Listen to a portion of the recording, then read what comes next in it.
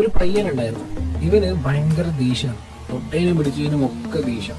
അപ്പൊ ഒരു ദിവസം ഇവന്റെ അച്ഛൻ കുറെ ആണികൾ ഇവന്റെ കയ്യിൽ കൊടുത്തു.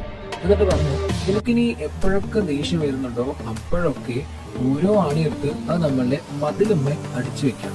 പയ്യൻ പറഞ്ഞു, ഓക്കെ സെറ്റ്. അങ്ങനെ ആദ്യത്തെ ദിവസം തന്നെ അവൻ 37 ആണികളാണ് ആ മതിലും അടിച്ചു വെച്ചത്. എന്താല്ലേ, അങ്ങനെ കുറെ ദിവസങ്ങൾ കടന്നുപോയി. പതിയെ പതിയെ അവൻ അവന്റെ ദേഷ്യത്തെ കൺട്രോൾ ചെയ്യാൻ തുടങ്ങി. അവൻ അടിക്കുന്ന ആണിയുടെ എണ്ണവും കുറയാൻ തുടങ്ങി.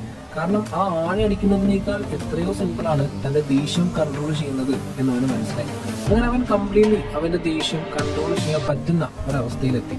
അപ്പൊ അവൻ അവന്റെ അച്ഛൻ്റെ അടുത്ത് ചെന്ന് പറഞ്ഞു, അച്ഛാ, എനിക്കിപ്പോ ദേഷ്യം കംപ്ലീറ്റ്ലി കൺട്രോൾ ചെയ്യാനായിട്ട് സാധിക്കുന്നുണ്ട് എന്ന്.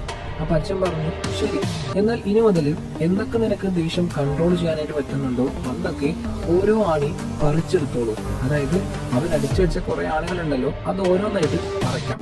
അങ്ങനെ കുറെ ദിവസം വീണ്ടും കടന്നുപോയി. ആൻഡ് ഫൈനലി ആ പയ്യൻ അച്ഛൻ്റെ അടുത്ത് വന്ന് പറഞ്ഞു, അച്ഛാ, ഫുൾ ആണയും പറിച്ചു കഴിഞ്ഞു. അപ്പൊ ഇത് കേട്ടപ്പോ അച്ഛൻ അവനെ വിളിച്ചുകൊണ്ട് ആ മതിലിന്റെ അടുത്തേക്ക് പോയി. എന്നിട്ട് പറഞ്ഞു, നിനക്കിപ്പോ ദേഷ്യം കൺട്രോൾ ചെയ്യാനായിട്ട് സാധിക്കുന്നുണ്ട്, നല്ല കാര്യം. എന്നാൽ നീ ഈ മതിലിലേക്ക് നോക്കൂ.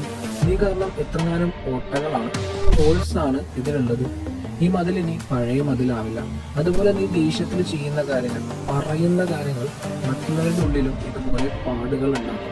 അത് എത്ര സോറി പറഞ്ഞാലും ശരി, ആ മുറിവ് അവിടെ തന്നെ ഉണ്ടാവും. ഫിസിക്കലി മുറിവേൽപ്പിക്കുന്ന പോലെ തന്നെയാണ് വെർബലി നമ്മൾ മുറിവേൽപ്പിക്കുന്നത്. സോ നെക്സ്റ്റ് ടൈം ദേഷ്യം വരുമ്പോൾ ജസ്റ്റ് ഇതൊന്ന് ആലോചിക്കാം. ഓക്കെ, ഇനി കഥ കേട്ട് ദേഷ്യം വന്നവരുണ്ടെങ്കിൽ സോറി ഗൈസ്, ജസ്റ്റ് ഒരു കഥ കിട്ടിയപ്പോൾ പറഞ്ഞതേ ഉള്ളൂ. നിങ്ങൾ എന്താണെന്ന് വെച്ചാൽ ചെയ്തോളൂ. Have A wonderful day.